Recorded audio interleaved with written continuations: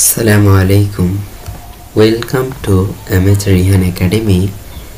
আজকের ক্লাসে আমরা শিখব দ্বিতীয় শ্রেণীর তৃতীয় প্রান্তিক মূল্যায়নে বাংলা বিষয়ে যে প্রশ্নগুলো সবচেয়ে বেশি আসতে পারে তা নিয়ে।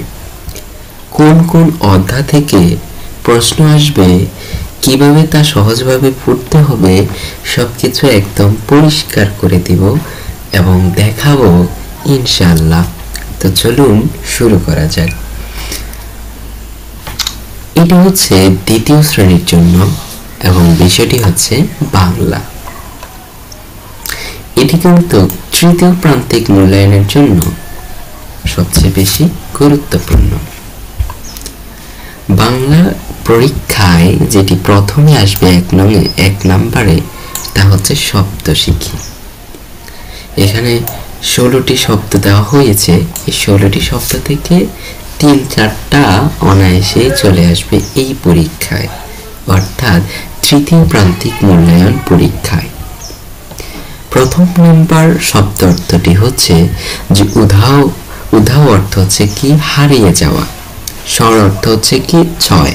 এভাবে করে লিখতে হবে। কালবৈশাখী অর্থ কি পহেলা, বর্ষ, হাঁটু জল, ঢালু, হাক, পরীক্ষা, মুক্তিসেনা, মাতৃভূমি, শহীদ, গাজী, বিন্দেশী, হামলা, সবকিছু এখানে দেওয়া রয়েছে। সবচেয়ে গুরুত্বপূর্ণ গুলোই দেওয়া রয়েছে।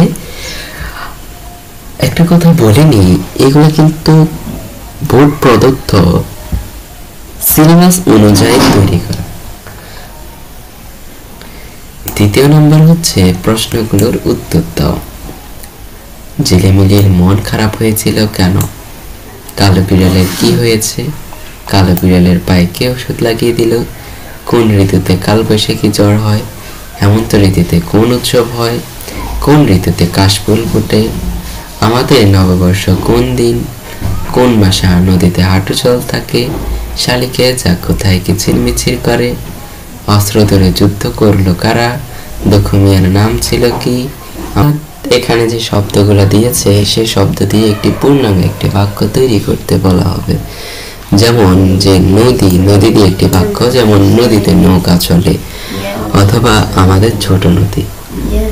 এরপর হচ্ছে ছোট, সাদা, চাক, নবান্ন, বিড়াল, বন্ধু, উধাও, আকাশ ইত্যাদি। এরপর হচ্ছে 4 নম্বরে যে প্রশ্নটি আসবে তা হচ্ছে খালিঘর পূরণ করে। এখানে কিছু খালিঘর দেওয়া রয়েছে, সেই খালিঘরগুলো পূরণ করতে হবে। প্রথম নম্বর খালিঘরটি হচ্ছে বৈশাখ ও জ্যৈষ্ঠ মাস, এই 2 মাস মিলে হয় কি কাল, কি ঋতু, এটা লিখতে হবে। ড্যাশ ও ড্যাশ, এই 2 মাস মিলে হয় বর্ষা ঋতু। ভাদ্র আশ্বিন মাস মিলে হয় ড্যাশ ঋতু। 2 তার উঁচু তার ঢালু তার পাড়ি, শহরের চারপাশে ড্যাশ ঘুরতে হবে। আমাদের ছোট নদী চলে বাঁকে বাঁকে। এরপরে পরন চরণটি লিখতে হবে। চিকচিক করে বালি, কোথাও নেই কাদা, এরপরের চরণটি লিখতে হবে। এরপরে 5 নম্বরে যে প্রশ্নটি আসতে পারে তা হচ্ছে একটি কবিতা থাকতে পারে। কবিতাটি হচ্ছে যে কবিতা এবং কবির নাম সহ 8 লাইন লিখতে হবে।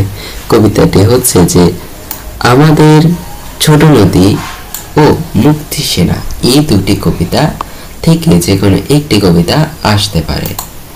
এর হচ্ছে যুক্ত বর্ণ গুলো ভাঙ্গ। এখানে কিছু যুক্ত বর্ণ দেওয়া রয়েছে।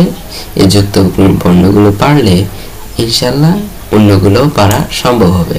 যে যুক্ত বর্ণগুলো ম সংযুক্ত, ধপলা, এগুলো শিখতে হবে। এগুলো পারলে ইনশাল্লাহ বাংলা পরীক্ষায় 100তে 80 পাওয়া অনায়াসে সম্ভব হয়ে যাবে। যদি এগুলো ভালো করে চর্চা করেন তাহলে এগুলো অবশ্যই আপনাদের পরীক্ষার জন্য সহায়ক হবে। এ বলে আমি আজকের ভিডিওটি শেষ করছি।